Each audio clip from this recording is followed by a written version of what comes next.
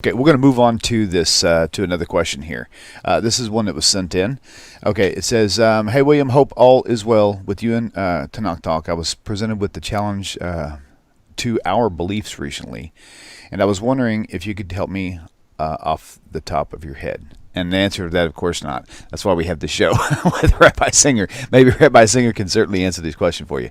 Okay, so I came across a video where the subject presented the statement that A, the Greeks came up with the Torah, B, the letter of Aristeas, am I saying that right, was faked.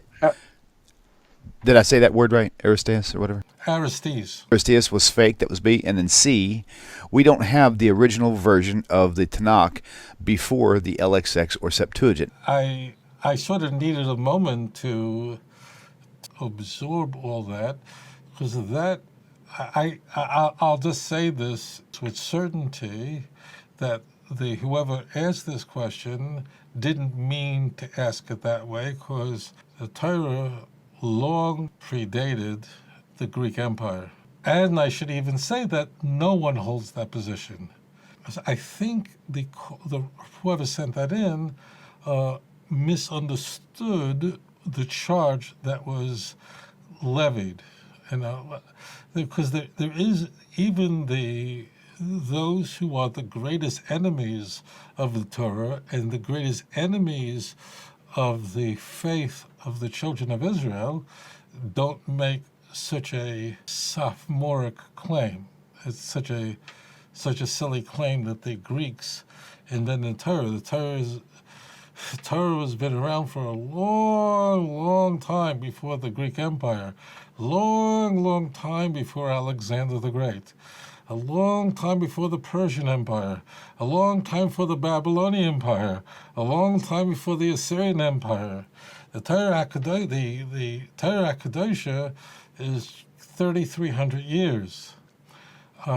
What I probably is the person was asking, and it may just sometimes you play the game telephone, where at a birthday party when I was a kid, this was a hysterical game we played. A lot more fun than pin the tail on the donkey is that we'd sit around in a room, and the person who began said something quietly in the person next to him's ear, to his right, and then the next one would repeat over, and it would go around the room, and then by the time it came out at the other end, whatever it was something totally different than what was originally said, and of course it was sometimes hysterical.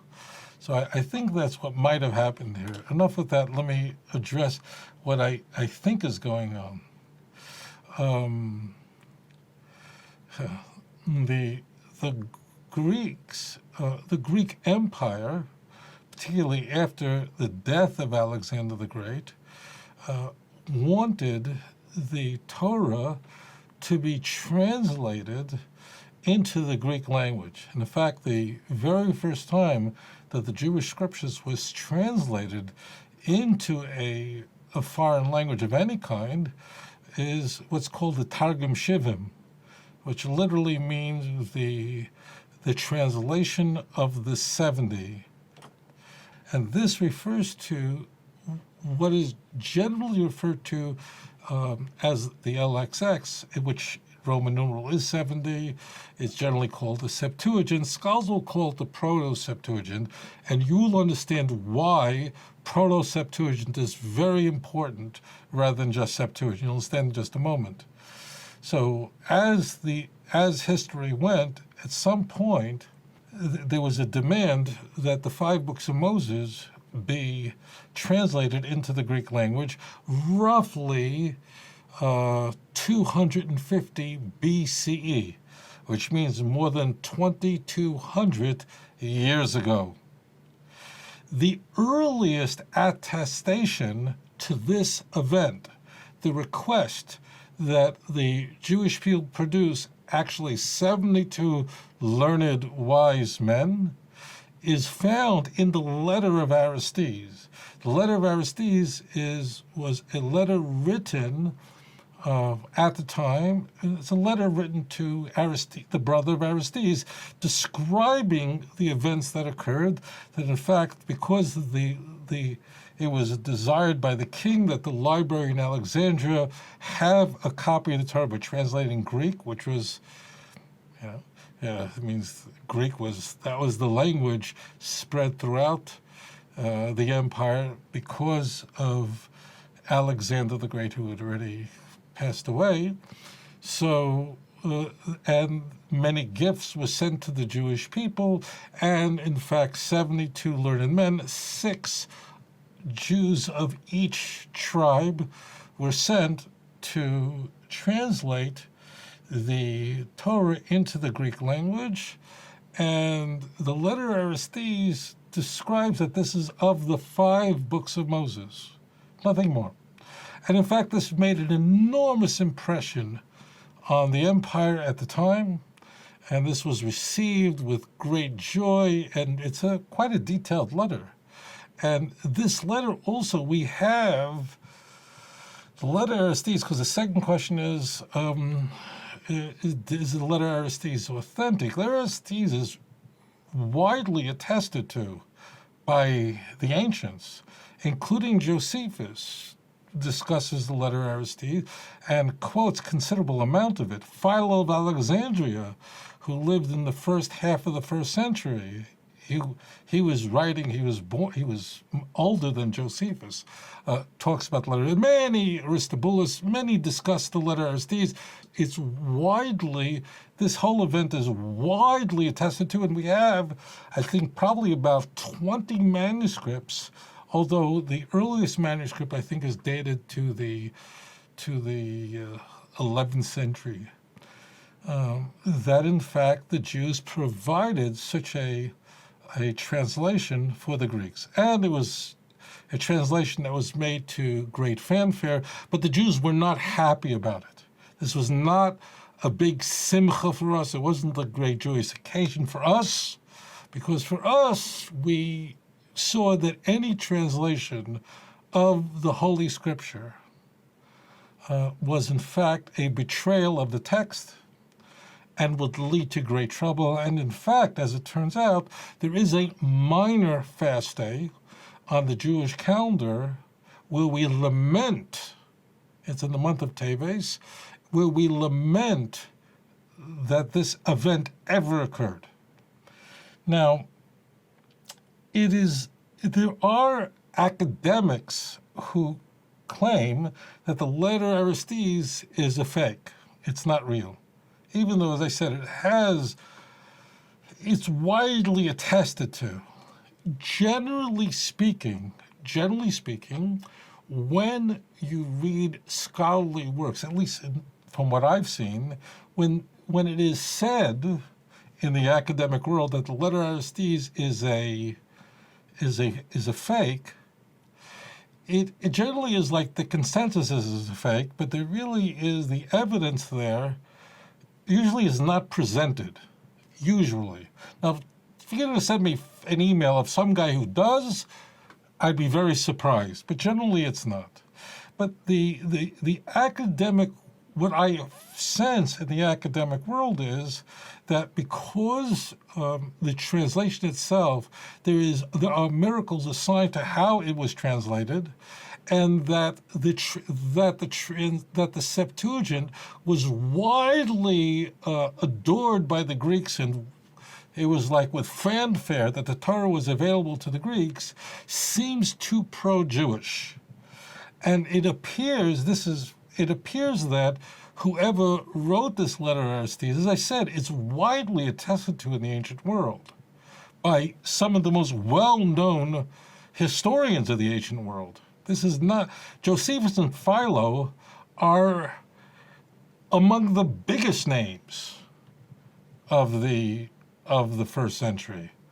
I mean, who else, those are the big names. But I think because the letter, and from the literature I've read, because the letter is too favorable to Judaism, presents the Jewish faith or the Torah in a way that is so highly elevated, it is presented in a way that it is so that it makes Judaism look too good, that it seems to be that it was written in order to just make the letter was written to make Judaism look too good, and it's not authentic.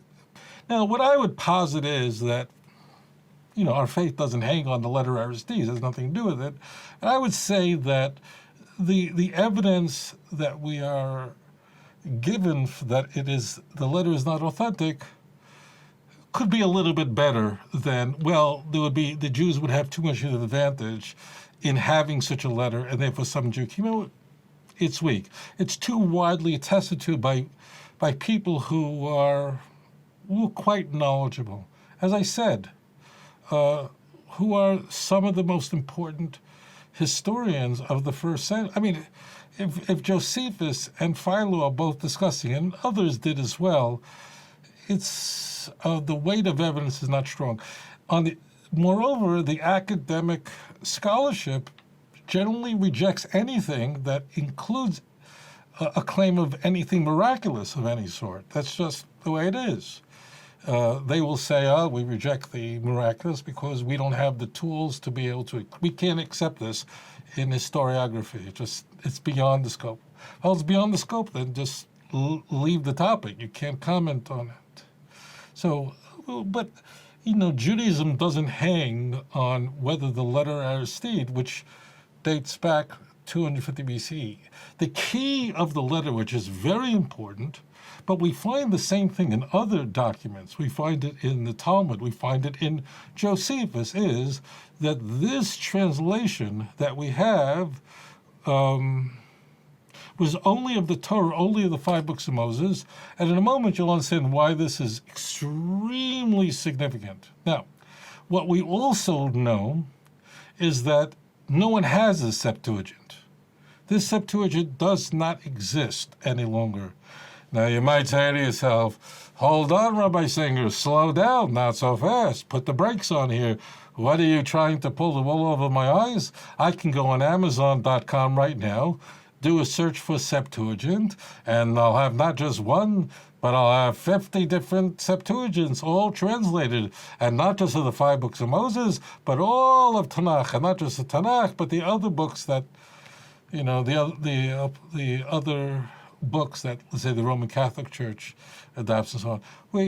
So what are you talking about? We very much have that Septuagint, and that was done by the learned rabbis 2,250 years ago. So this is also nonsense. We know that that original Septuagint, the original Septuagint that was translated, which was very well known, was destroyed in a fire. Therefore, nobody has it. And if, in fact, you have it, if somebody has that, that manuscript will be very, very, you won the lottery. That manuscript will be very valuable. As I prove in Volume 2 of Let's Get Biblical, that the Septuagint, even that you find today in our hands, that has been translated into every language, even that Septuagint is not the original of the 5 books of Moses. Is not the original, but in fact that was that Septuagint was changed completely. And I need to explain this. Because the original Septuagint, going back, as I said, 2,250 years or so, was so widely known. It was such a notable work. Subsequently, many translators would render the Jewish scriptures into the Greek language. The Septuagint that we have in our hands today has nothing to do with that Septuagint. As I prove in Volume 2, that if we even look at the 5 books of Moses, almost none of it is of the original Septuagint.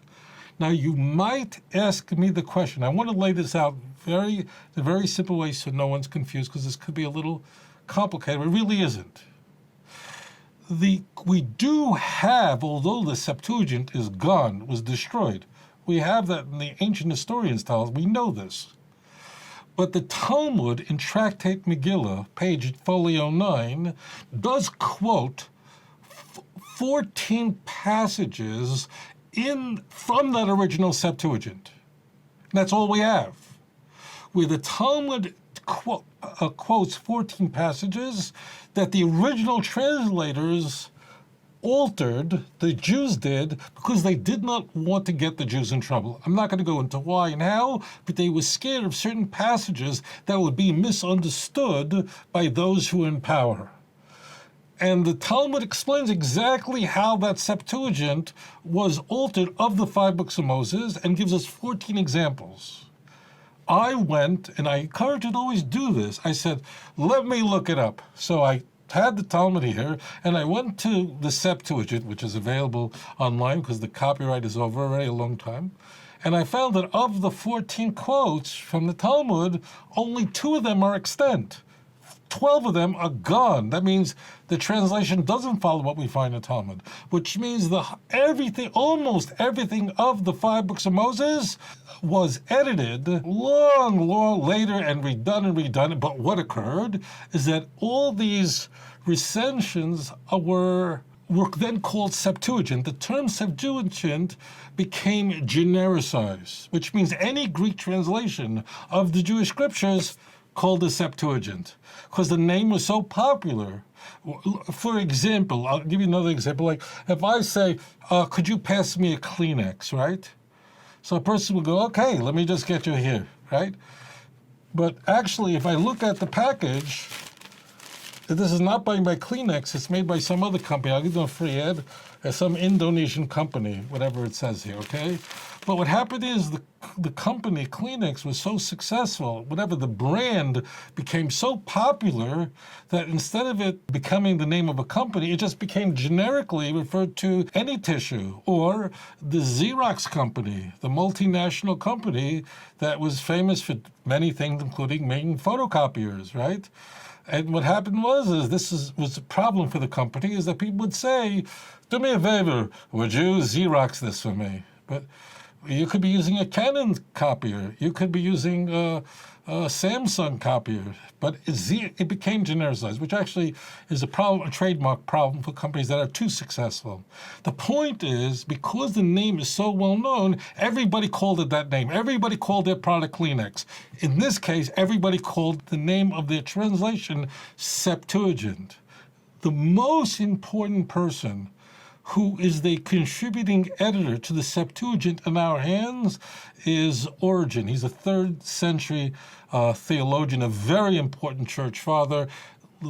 Others, Christians, did as well. But the Septuagint in our hands has nothing to do with the original Septuagint that was produced by the rabbis, by the 70 or 72 rabbis that originally translated the Septuagint 2,250 years ago.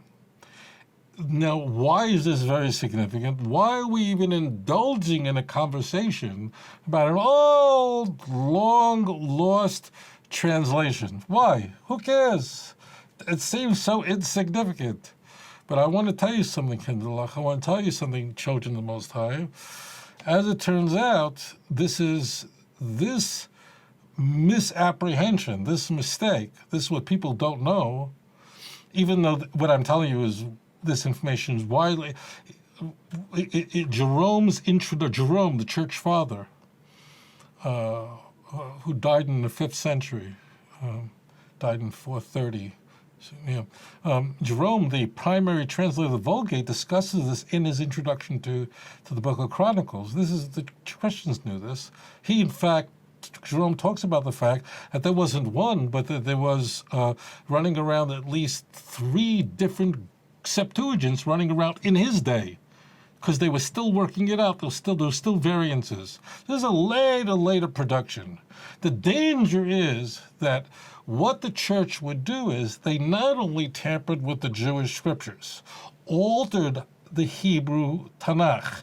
In order to make it look Christological, they not only altered the Christian Bible, they mistranslated the Christian Bible so that its texts appear to conform with the orthodoxy of its day. I'm not going to go far into this, but just leave it there. They tampered with everything. They tampered with Josephus, but they also produced a Greek translation of all of Tanakh, put the label on it, Septuagint, Kleenex, Xerox, the big name. Nobody came with a lawsuit, a trademark lawsuit, and the name Septuagint with a capital S stuck because now that lended credibility to it. And what they did in this translation was they altered it so that it conforms to the manipulations that were performed by the New Testament authors and patristic writers, so that it appears that Matthew wasn't misquoting, Paul wasn't misquoting, the Church Ignatius isn't misquoting, he was just following the Septuagint. And if you never heard this, you either grew up in Antarctica or you grew up in Borough Park, Brooklyn, or maybe the Mea Shearim. That means you have never had any contact with Christian missionaries. Never attended any class in, I'll tell you. Now, this is a perfect out because, in fact, the writers of the Christian Bible will freely change the Jewish scriptures, altered it, misquoted it, violated it, raped the text. But then what was due is, how do you catch them? How do you rescue those people who are performing a circus act on the Jewish scriptures? So what do they do in the circus? They have a net. That means if they get caught, if they don't catch the bar as it's coming to them, the net will catch them. That's the Septuagint is the net. Meaning, so then people say, oh, it's true that what Paul says or what Matthew says or what Luke quotes doesn't seem to line up completely, but they were following the original Septuagint, and that's the original text. And this is, of course, the foolishness, and there's the foolishness. They weren't following any Septuagint. They altered the text. The Septuagint was subsequently created, shaped, manipulated, massaged in order to fit what was already there. Okay? Ants do not cause picnics. Picnics cause ants to come. Okay? A gathering, when ants aggregate in the field, that doesn't cause people to go have a picnic. And that's what everyone thinks. Paul was just following Septuagint. Baloney. The Septuagint was created in order to protect Paul. Now, how did Paul think he can get away with these shenanigans? The answer was, look who his audience was. They were Goyim. That means they were Gentiles. If you're not Jewish, don't be offended. But as it turned out, the non-Jews were completely ignorant of the Jewish scriptures and couldn't tell the difference between chaff and wheat and genuine Bible quoting and Bible tampering. And therefore, later on, having a Septuagint wasn't a problem because who spoke Hebrew? No one did. Of the church fathers, who was fluent in Hebrew? Who? Maybe two were absolutely, completely fluent in Hebrew, Jerome and Origen. Aside from them, not really. So therefore, they could quote anything. And that's why the non-Jewish world went for it. And the Jews said, by and large, no thank you, not interested. By the 50s, that means when we have our earliest Christian writings, namely the letters of Paul. There may be older Christian writings, they just didn't survive. But the oldest surviving Christian writings, the 7 indisputed letters of Paul, beginning probably 1 Thessalonians, ending at Romans, Paul is addressing non-Jews. Why isn't he talking about Jews? Well, and Paul is, in his letters, he's solving problems. That's what his letters are. His letters are basically to solve problems that had emerged in churches that he created. So it's not like he's sitting there lining up, this is what we believe. It just comes out because he's trying to solve disputes and problems and Christologies that he didn't agree with. Paul is only addressing almost 98% of what he wrote is addressing Gentiles. Why? Because in the 50s and 60s already, by that time, it had moved away. The Christian sect that had broken away from Judaism had already moved far away from Jerusalem and had moved to Athens. And therefore, that was Paul was addressing. So the answer to the question is, finally, is the term Septuagint that we have today, the Septuagint we have today, is not the original Septuagint. As far as the letter Aristes goes, it's widely attested to. The reason why the academic world questions it, really, and I think, I'm not sure, I never asked, even though I lecture, I never asked this to, but my guess is if you asked a scholar, a New Testament scholar, or let's say an Old Testament, whatever they call it, a Christian scholar, it could be a Jew, I don't know, it could be a guy who's just teaching at, I don't know, Princeton, say, why is there any debate about the letter of Aristes? That means without Googling it, I'm not sure, but I think they'll say, I'm not sure. I think they'll go, I have to look it up. Because some things just become mantras in the academic. The reason is that the letter really just portrays Judaism. It's looked upon as almost a polemical text to promote Judaism among the Greeks. And I think that's why, which is, the evidence is thin. But my faith as a Jew doesn't hang on letters Aristes. The only translation that matters, finally, this is now the point that only matters. The only thing that matters is what the original says, what the Hebrew says, not what a French translation, a Spanish translation, a Taiwanese translation, nothing. What does it say in Tanakh? Translations don't matter, period. And that's the answer to the question. So the answer is go to Tanakh, learn the Hebrew, get into Scripture. Don't let the church take away the original language from you. Study it in the original. After all, everything's at stake, isn't it?